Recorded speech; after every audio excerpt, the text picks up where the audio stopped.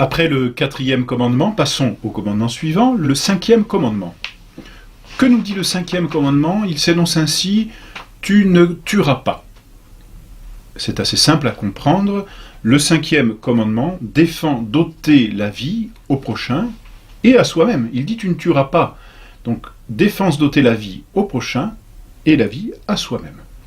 La vie, on peut l'entendre de deux façons. Nous avons cette vie corporelle, mais il y a aussi la vie de l'âme, n'est-ce pas?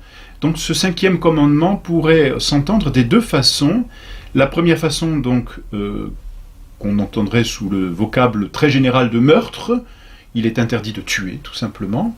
Mais ce 5e commandement défend aussi de tuer la vie de l'âme, et tuer la vie de l'âme, ça s'appelle faire un scandale. Un scandale, c'est Saint Jean Bosco, je crois, qui le définit ainsi, qui dit c'est un croche-pied. C'est-à-dire qu'un scandale, c'est une action posée par une personne qui va engendrer chez les autres un acte mauvais, c'est-à-dire un péché. C'est pour ça que Saint Jean Bosco parle de croche-pied, parce que celui qui fait un croc en jambe, n'est-ce pas, tend son pied et fait un acte mauvais, et à cause de cet acte mauvais, un autre tombe, chute, et se fait mal. Le scandale au sens spirituel, c'est celui qui use par exemple de son autorité, c'est cela, c'est celui qui use de son autorité, qui en montrant le mauvais exemple, pousse les autres à faire de même et donc à pécher. On peut penser malheureusement aux fameuses réunions écuméniques, où les papes, par exemple, se réunissent, et je pense à la réunion d'Assise, qui avait été un véritable scandale, qui avait même scandalisé Monseigneur Lefebvre, au point qu'il ne voulait même pas en voir les images. Cette réunion d'Assise, où l'on voit tous les chefs des religions prier les uns à côté des autres, est un véritable scandale, parce qu'elle laisse à croire que finalement toutes les religions sont bonnes et qu'elles ne sont plus condamnables. Et donc elle pousse les gens non seulement à ne plus se convertir et à se dire si ma religion a du bon, pourquoi deviendrais-je catholique? Et donc elle ferme la porte du ciel à ces gens-là, mais elle pousse aussi les véritables catholiques à relativiser leur foi et à l'amoindrir, sinon même à la renier. Donc il y a là un scandale parce que ce péché d'un homme engendre d'autres péchés. Scandale d'un père de famille qui pourrait montrer le mauvais exemple à sa famille, donner par ce mauvais exemple, l'habitude à ses enfants, par exemple, de pécher. Voilà, donc ça c'est le scandale. Je ne m'étends pas plus, arrêtons-nous sur ce 5e commandement, en tant qu'il défend d'ôter la vie du corps. Il y a plusieurs façons de contrevenir à ce commandement. En fait, il faut comprendre que la vie nous est donnée par Dieu. La vie appartient à Dieu. Dieu seul est l'auteur de la vie.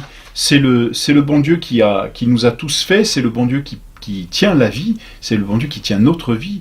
Et donc, comme il en est le maître, le seul fait de contrevenir à la vie d'un autre ou à sa propre vie, c'est renier le dominium, c'est-à-dire la domination, la puissance que Dieu a sur nous. C'est-à-dire que celui qui contrevient à la vie d'un autre ou à sa propre vie, en fait, refuse que Dieu soit le maître de la vie et se fait lui-même maître de la vie de l'autre, ou maître de sa propre vie.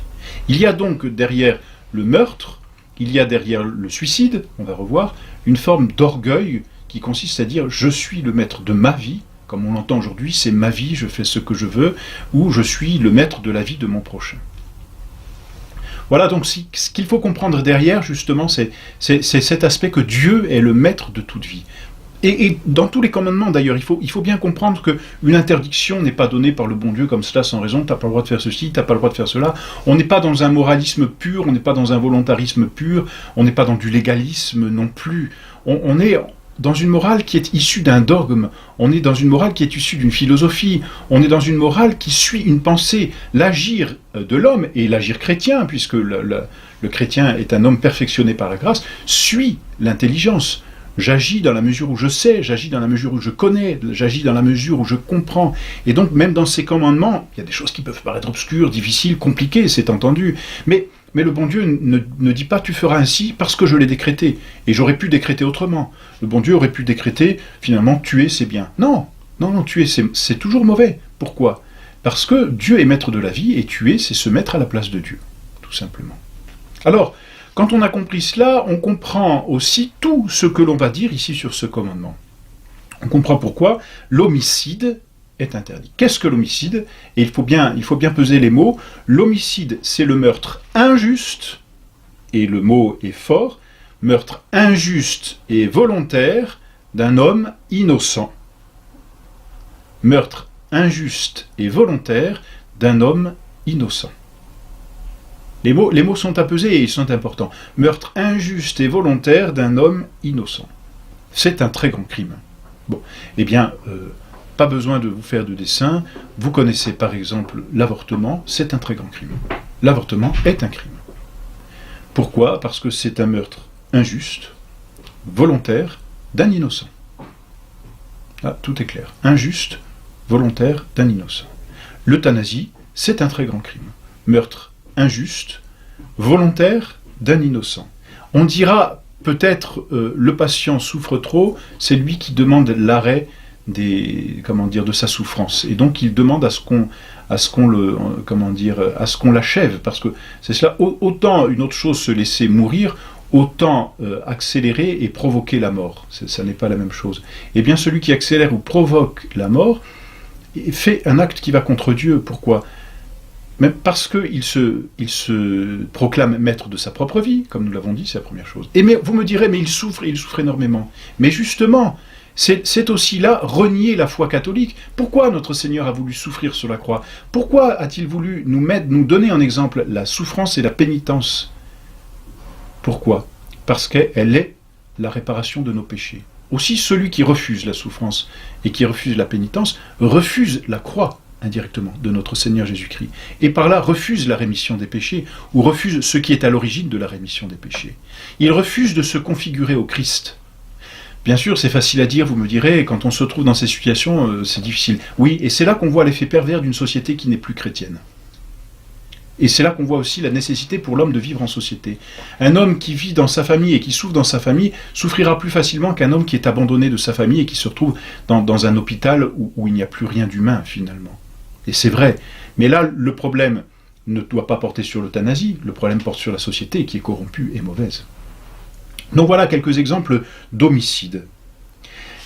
On peut donner, vous voyez, quand on a compris cela, on peut donner des exceptions à cet homicide.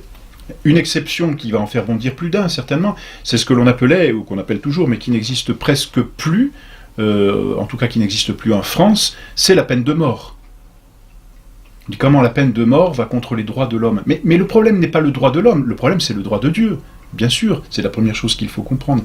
Et qu'est-ce que la peine de mort ? La peine de mort, ne l'oublions pas, c'est une peine sociale. Ne l'oublions pas. L'homme est social. Aujourd'hui, avec l'individualisme moderne, avec cette espèce de personnalisme où l'homme se constitue comme un tout et où la société est au service de l'homme pour lui-même, ce sont des choses que l'on ne comprend plus. Mais l'homme est une partie de la société. Quand une partie est corrompue, dans cette société, il faut la mettre de côté pour qu'elle ne corrompe pas tout le reste de la société. Alors il y a plusieurs façons de le faire, mais s'il y a une corruption grave, la peine de mort peut s'avérer légitime. Alors on va prendre un exemple, tout simplement, par analogie. La partie d'un corps. Une personne a, un diabétique par exemple, a une plaie à la jambe et puis qui commence à se gangréner. Tous les diabétiques diront très clairement, et le savent malheureusement, mais plutôt que de voir cette gangrène se propager dans le corps pour aboutir à la mort, eh bien, ils préfèrent l'amputation d'un membre. Pourquoi ? Parce que, en amputant la partie, on sauve le tout. Voilà. Et le tout est bien plus important que la partie. Il est entendu que l'intégrité de la vie, enfin, la vie que je possède est plus importante qu'une partie de mon corps. Il vaut mieux garder la vie que garder un pied et mourir. Voyez, ça semble évident. Eh bien, c'est ce qu'il faut comprendre pour la société. L'homme fait partie de la société, il est une partie. À partir du moment où il corrompt gravement, c'est entendu, et la peine de mort ne se donnait même pas sans discernement, hein, c'est évident. À partir du moment où il corrompt gravement la société, il peut mériter la peine de mort. On dira c'est injuste, ça va contre les droits de l'homme, mais regardons aussi ce qu'avait fait une société chrétienne. Eh bien, la société chrétienne envoyait à ceux qui avaient cette peine de mort des aumôniers pour les aider à se convertir.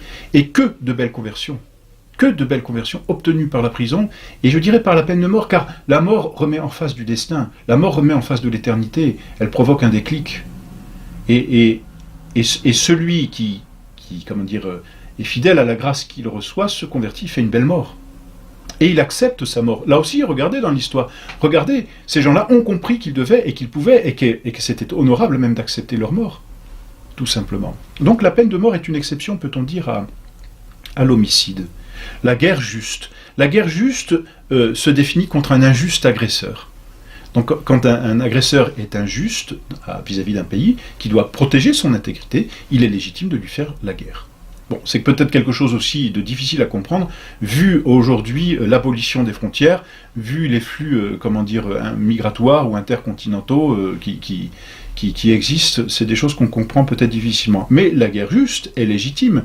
Un père de famille ne laissera pas rentrer n'importe qui dans sa maison, il protégera ses enfants. Eh bien, plaçons cet exemple et posons-le avec analogie pour une patrie, pour une cité, et bien de la même façon, un pays, un chef d'État ne voudrait pas que des gens étrangers et qui viendraient faire du mal rentrent dans son pays pour y répandre le mal. Donc la guerre juste, de ce point de vue-là, est permise, elle est morale. Et aussi, il est permis, c'est un bien grand mot, il n'y a pas meurtre quand il s'agit de se défendre contre un injuste agresseur qui essaie de nous ôter la vie. Parce que la première charité commence par soi-même, et il est légitime de se défendre. C'est ce qu'on appelle la légitime défense contre un injuste agresseur qui voudrait nous ôter la vie. Donc voilà les exceptions à l'homicide. Avec l'homicide, il faut comprendre aussi le suicide. Sui occidere en latin, tuer soi-même, se tuer soi-même. Le suicide n'est pas permis parce que celui qui se suicide, qui se tue, n'est-ce pas, se rend maître de sa propre vie et refuse à Dieu le dominium sur sa propre vie. On dira aussi, il y en a qui souffrent, vous ne vous rendez pas compte. Mais, disons-le clairement, c'est une lâcheté de ne pas accepter la souffrance. C'est une lâcheté, tout simplement. Le suicide est une lâcheté. Et l'on voit bien, malheureusement, ce suicide qui se répand dans nos sociétés est bien la conséquence d'une grande tristesse, d'un grand appauvrissement spirituel, culturel de nos sociétés. C'est absolument évident. Mais le suicide est contre nature. On a cette nature, cette tendance naturelle à protéger sa propre vie.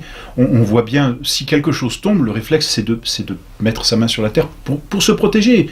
On aime la vie, naturellement. Et sans y réfléchir, le corps cherche, et on voit bien dans un agonisant, le corps cherche et lutte pour maintenir en lui la vie. Donc c'est contre nature que de s'ôter la vie, naturellement. C'est contre la société, pourquoi ?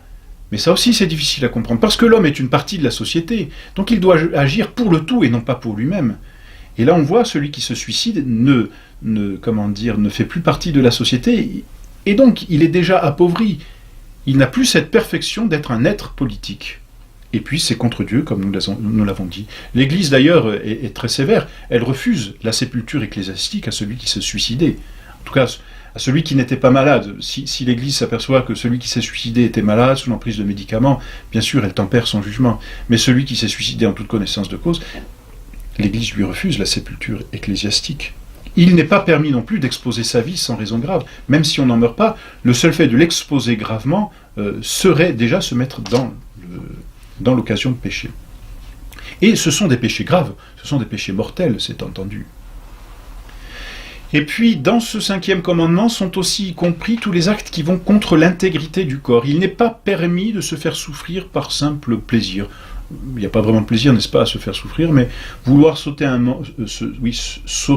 membre pour voir ce que cela fait, nuire à l'intégrité de son propre corps, est un péché. C'est un péché contre Dieu aussi, qu'on appelle la mutilation. Voilà donc pour le meurtre, si l'on peut dire, pour l'homicide. Attention, parce que derrière se cachent d'autres péchés. Voyez-vous, on se dit, parce que c'est pas courant quand même de tuer, n'est-ce pas ? Mais attention à tous les péchés qui peuvent conduire au meurtre. La haine, le désir de vengeance, la colère, la discorde. Tout cela, ce sont des péchés que l'on peut retrouver dans ce 5e commandement, alors qui n'ont pas la même gravité que le meurtre, c'est entendu, mais qui, à force d'être entretenus, peuvent, hélas, pousser au meurtre. Voilà, donc 5e commandement, il demande de ne pas ôter la vie. Pourquoi ? Parce que Dieu est maître de la vie.